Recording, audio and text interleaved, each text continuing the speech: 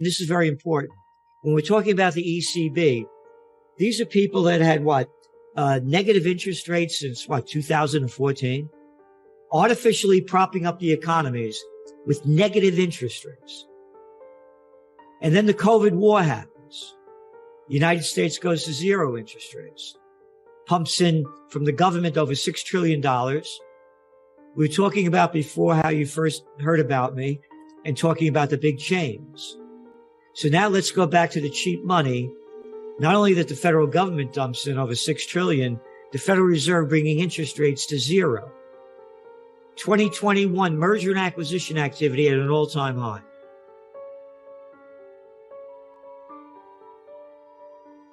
We are into the worst financial crisis and geopolitical crisis, socioeconomic crisis in the history of the world. And now with them raising interest rates, inflation continued to skyrocket.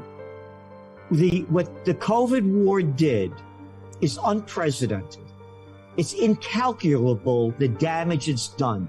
It killed the lives and livelihoods of billions of people.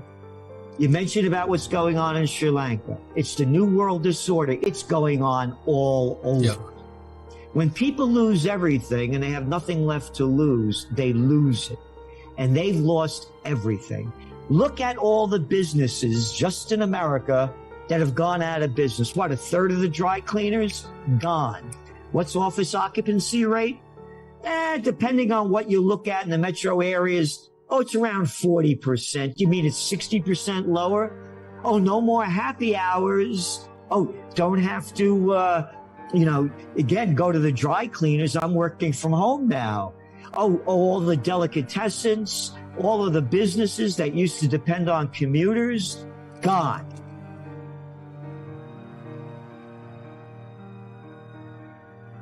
Kennedy, he said, you don't have a clue what's going on, and neither do the American people, because if they did, there'd be a revolution in this country. He was also the Treasury Secretary under Richard Nixon that took us off the gold standard.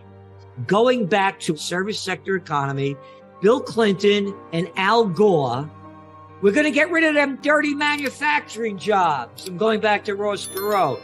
The next, him talking about what would happen if we went into NAFTA. All the jobs were sent out there. Everything was lost. I'm in New York, upstate New York. There were manufacturing places, all gone, all gone.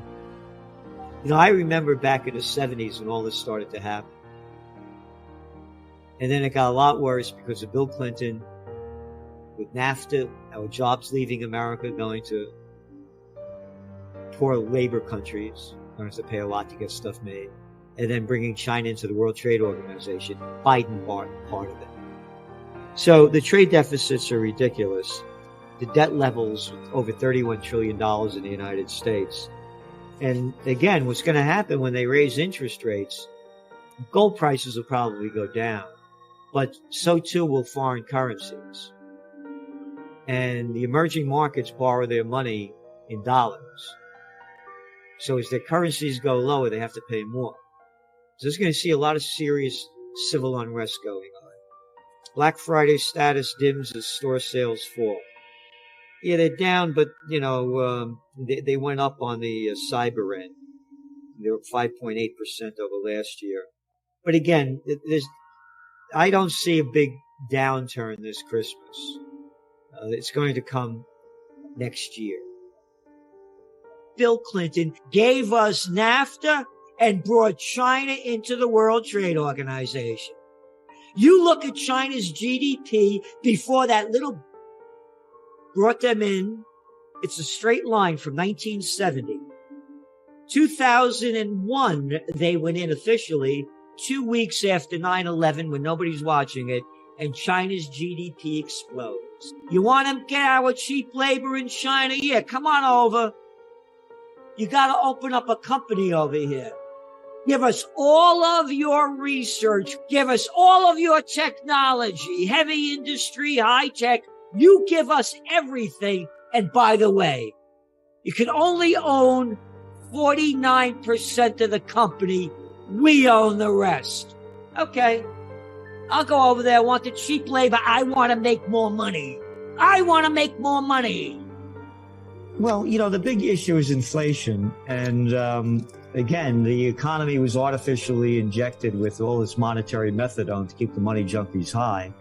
Everything should have crashed in 2020 when they locked down most of the country and most of the world. And it's just artificially boosted up with record low interest rates and countless trillions of dollars pumped in by the government.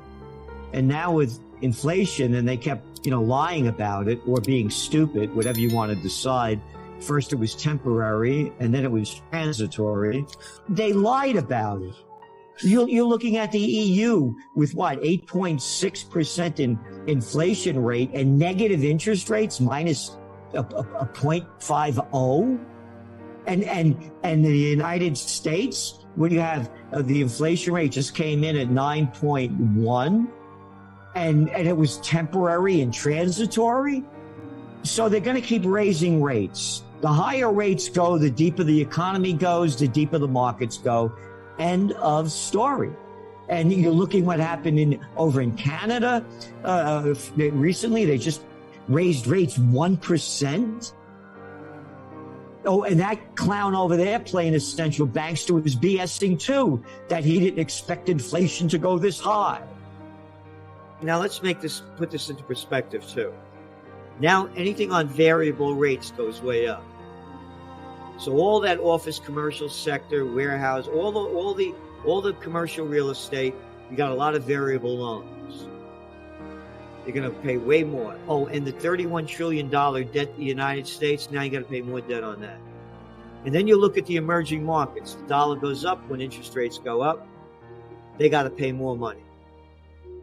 Their currencies go down. They got to pay a lot more dough. So again, taking a global-nomic perspective, now you're going to start seeing people taking to the streets and protest the lack of basic living standards. Government corruption, crime, violence. You think you got an immigration and refugee problem now? Ain't seen anything yet. They've been pumping cheap money in since 2014, negative rates and quantitative easing, buying up corporate and government bonds. The merger of state and corporate powers is called fascism. All you folks over there in Europe, according to Mussolini. Again, if you have retail sales down 0.6% in November, and then you put inflation into it, it's down much more. So it's costing people a lot more to buy a lot less. Walls is something, we've been writing about for years, and it's over. It's gone. And it's going to, again, we are going to go into the worst geopolitical and socioeconomic crisis in modern history.